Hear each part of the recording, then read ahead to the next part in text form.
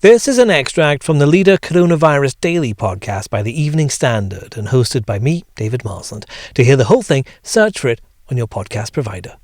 I'm announcing today the new Jobs Support Scheme. Almost as soon as the furlough scheme was announced, Rishi Sunak was being asked what comes next.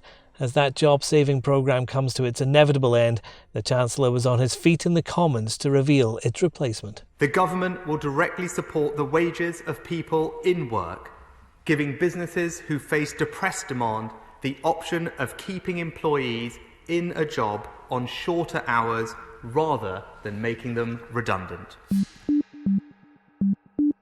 It will allow millions of people to effectively go part-time, working a minimum of 1/3 of their normal hours, but keep around 4/5 of their regular wage.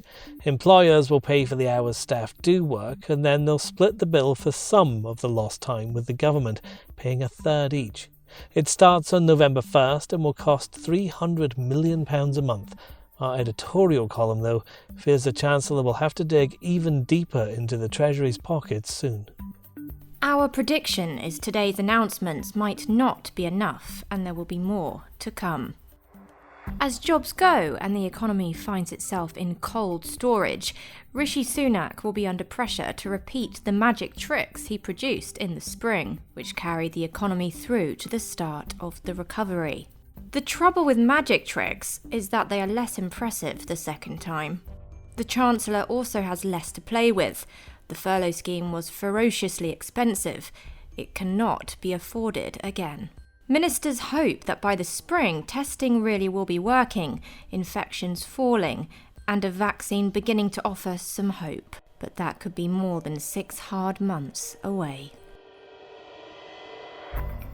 Our consumer business editor, Jonathan Prynn, was watching Rishi Sunak's announcement. Jonathan, the Chancellor told the Commons he can't save every job and he can't save every company, but he does appear to have put more money into this than a lot of people were expecting.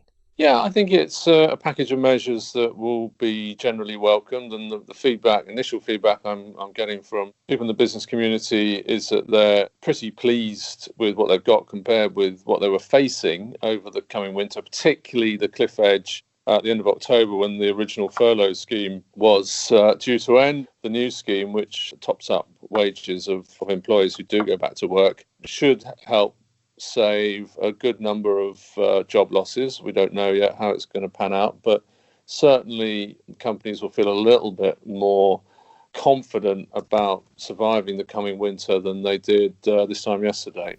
The maths of all this is quite complicated though, isn't it, Jonathan? You've got companies paying some money, and then the government pays some money, and then a company will pay some more money, and the employee doesn't get quite as much money as they used to get. A lot of people are going to be wondering, how much am I earning now?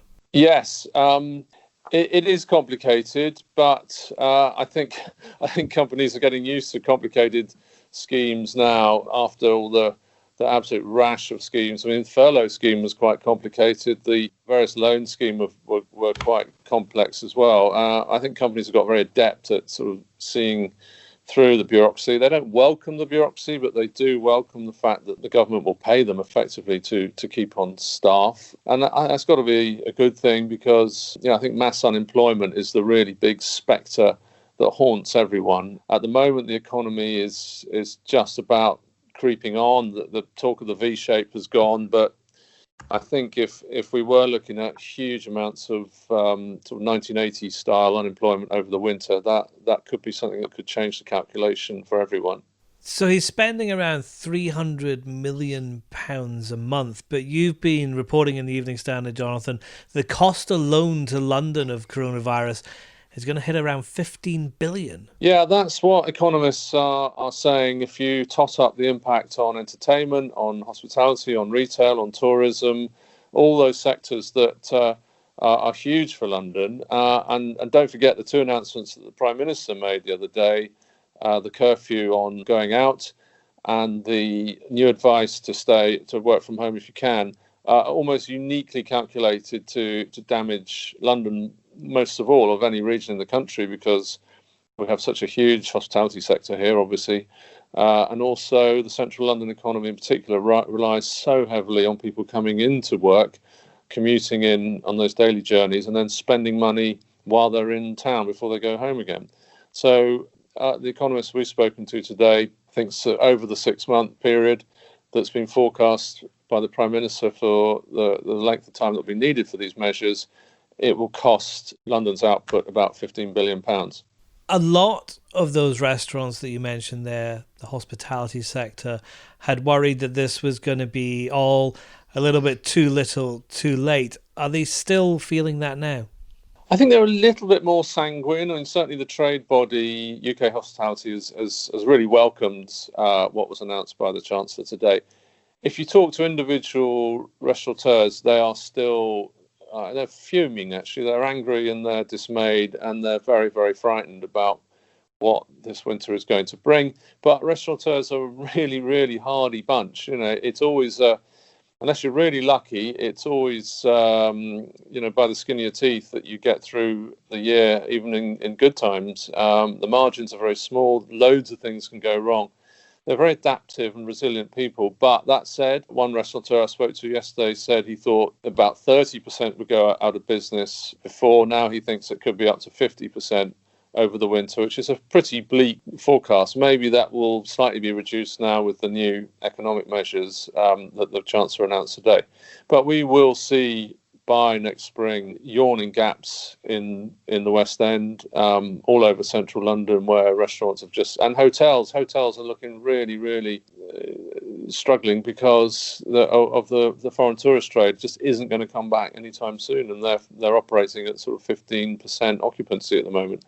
It's just not viable. So I think there is still an enormous amount of fear over what's coming in the run up to Christmas and beyond. Yeah, we're expecting these restrictions to last for 6 months. That's the ones announced by Boris Johnson. After this 6 months, after this job support scheme, are people starting to think what happens in spring? What happens next?